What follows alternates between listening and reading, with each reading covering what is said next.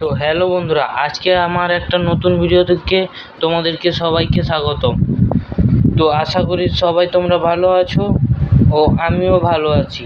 চলো তোমাদেরকে আজকে দেখাবো হর্ন সার্কিটের কি জিনিসপত্র লাগে, কি জিনিস দিয়ে একটা সুন্দর রকম হর্ন সার্কিট তৈরি হয়। প্রথমেই দেখতে পাচ্ছ এখানটা একটা হর্ন সার্কিট রেডি হয়ে আছে ও এখানটায় একটা হর্ন সার্কিট যে টিনের ডাব্বাগুলো একটা রেডি হয়ে আছে।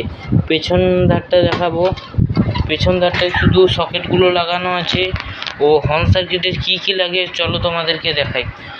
ফার্স্টের দিকে হর্ন সার্কিটে তোমাদের লাগবে এই রকম একটা প্লাস্টিকের বা ফাইবারে, তোমরা যেটাই বলো, ওটার উপরে সবাই ফুটো করে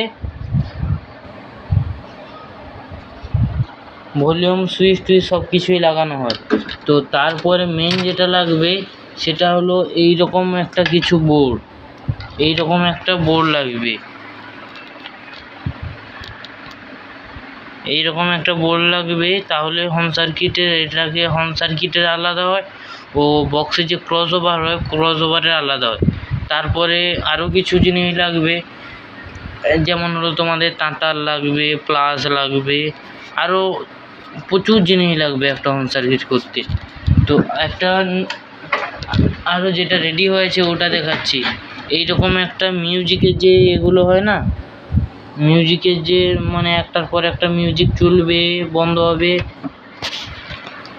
ও এইখানে এই ভলিউমটা দেখতে পাচ্ছ, মিউজিক যে স্পিডি হবে আসতে হবে, এই রকমই অনেকগুলো, প্রায় 1 2 3 4 5 6 7 8 9খানা ভলিউমে কিন্তু একটা হোম সার্কিট রেডি হবে।